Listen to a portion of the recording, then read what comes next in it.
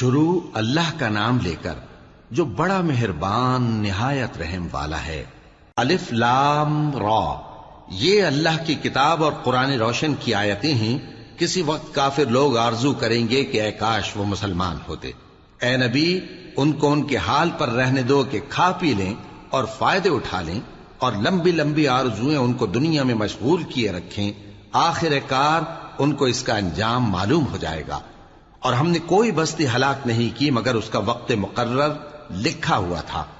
کوئی امت اپنی مدت مقررہ سے نہ آگے نکل سکتی ہے اور نہ پیچھے رہ سکتی ہے۔ اور کفار کہتے ہیں کہ اے شخص جس پر نصیحت کی کتاب نازل ہوئی ہے، تو دیوانہ ہے۔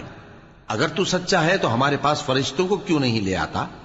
کہہ دو ہم فرشتوں کو نازل نہیں کیا کرتے مگر حق کے ساتھ، اور اس وقت ان کو مہلت نہیں ملے گی۔ بے شک یہ کتاب نصیحت ہم ہی نے اتاری ہے، اور یقیناً ہم اس کے نگہبان ہیں۔ اور ہم نے تم سے پہلے کے مختلف گروہوں میں بھی پیغمبر بھیجے تھے، اور ان کے پاس کوئی پیغمبر نہیں آتا تھا مگر وہ اس کے ساتھ ہنسی کرتے تھے۔ اسی طرح ہم اس گستاخی کو گناہگاروں کے دلوں میں ڈالے رکھتے ہیں، سو وہ اس پر ایمان نہیں لاتے۔ اور پہلے لوگوں کی روش بھی یہی رہی ہے۔ اور اگر ہم آسمان کا کوئی دروازہ ان پر کھول دیں اور وہ اس میں چڑھنے بھی لگیں تو بھی وہ یہی کہیں کہ ہماری آنکھیں باندھ دی گئی ہیں، بلکہ ہم پر جادو کر دیا گیا ہے۔ اور ہم نے آسمان میں برج بنائے ہیں اور دیکھنے والوں کے لیے اس کو سجا دیا ہے، اور ہر شیطان مردود سے اسے محفوظ کر دیا ہے۔ ہاں، اگر کوئی چوری سے سننا چاہے تو ایک روشن انگارہ اس کے پیچھے لپکتا ہے۔ اور زمین کو ہم نے پھیلایا اور اس میں پہاڑ بنا کر رکھ دیے، اور اس میں ہر ایک چیز اندازے سے اگائی۔ اور ہم نے تمہارے لیے اور ان لوگوں کے لیے جن کو تم روزی نہیں دیتے اس میں معاش کے سامان پیدا کیے، اور ہمارے ہاں ہر چیز کے خزانے ہیں، اور ہم اس کو بمقدار مناسب اتارتے رہتے ہیں۔ اور ہم ہوائیں چلاتے ہیں جو پانی سے بھری ہوئی ہوتی ہیں، سو ہم آسمان سے مے برساتے ہیں، پھر ہم تم کو اس کا پانی پلاتے ہیں، اور تم تو اس کا خزانہ نہیں رکھتے۔ اور یقیناً ہم ہی حیات بخشتے اور ہم ہی موت دیتے ہیں، اور ہم ہی سب کے وارث ہوں گے۔ اور جو لوگ تم میں پہلے گزر چکے ہیں ہم کو معلوم ہے، اور جو پیچھے آنے والے ہیں وہ بھی ہم کو معلوم ہے۔ اور تمہارا پروردگار قیامت کے دن ان سب کو جمع کرے گا، وہ بڑا دانا ہے، خبردار ہے۔ اور ہم نے انسان کو کھنکھناتے سڑے ہوئے گارے سے پیدا کیا ہے، اور جنوں کو اس سے بھی پہلے بے دھوئیں کی آگ سے پیدا کیا تھا۔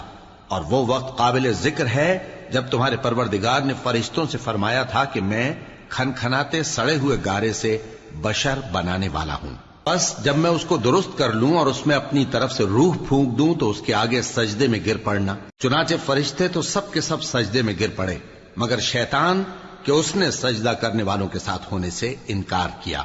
فرمایا اے ابلیس، تجھے کیا ہوا کہ تو سجدہ کرنے والوں میں شامل نہ ہوا؟ اس نے کہا میں ایسا نہیں ہوں کہ انسان کو جس کو تو نے کھنکھناتے سڑے ہوئے گارے سے بنایا ہے سجدہ کروں۔ فرمایا یہاں سے نکل جا کہ اب تو مردود ہے اور تجھ پر قیامت کے دن تک لعنت برسے گی۔ اس نے کہا کہ پروردگار مجھے اس دن تک مہلت دے جب لوگ مرنے کے بعد زندہ کیے جائیں گے۔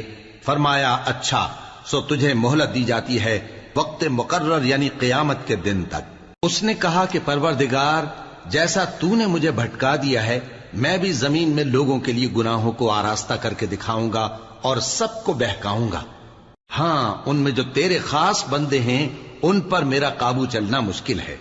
فرمایا کہ مجھ تک پہنچنے کا یہی سیدھا رستہ ہے، جو میرے خاص بندے ہیں ان پر تجھے کچھ قدرت نہیں کہ ان کو گناہ میں ڈال سکے۔ ہاں، بد راہوں میں سے جو تیرے پیچھے چل پڑے، اور ان سب کے وعدے کی جگہ جہنم ہے۔ اس کے 7 دروازے ہیں، ہر ایک دروازے کے لیے ان میں سے الگ الگ حصہ ہے۔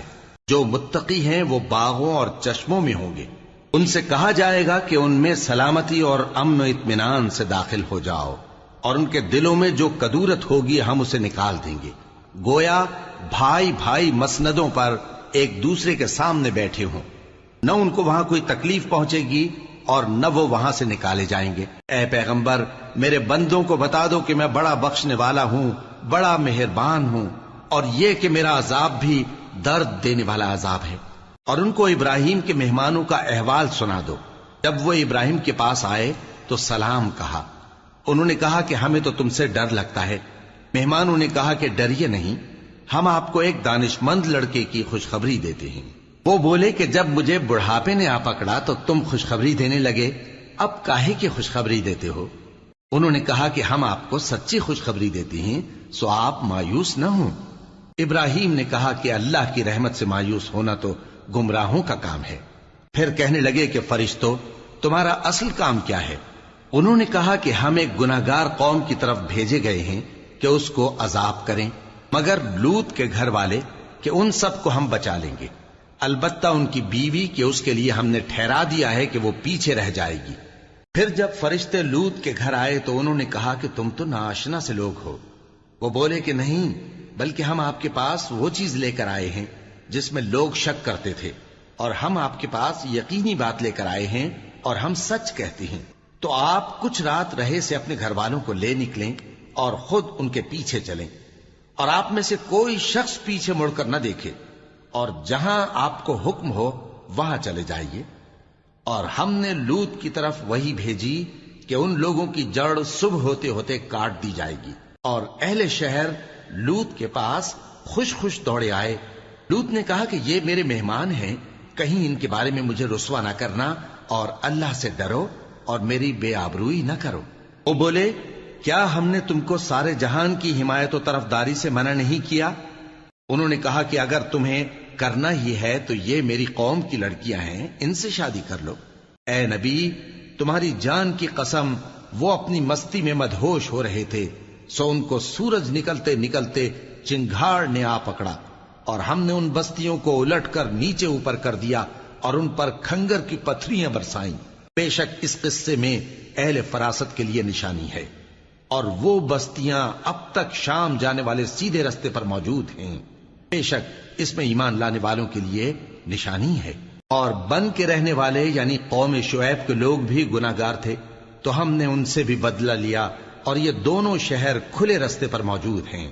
اور وادی ہجر کے رہنے والوں نے بھی پیغمبروں کی تکذیب کی، ہم نے ان کو اپنی نشانیاں دی اور وہ ان سے منہ پھیرتے رہے، اور وہ پہاڑوں کو تراش تراش کر گھر بناتے تھے کہ امن و اطمینان سے رہیں گے۔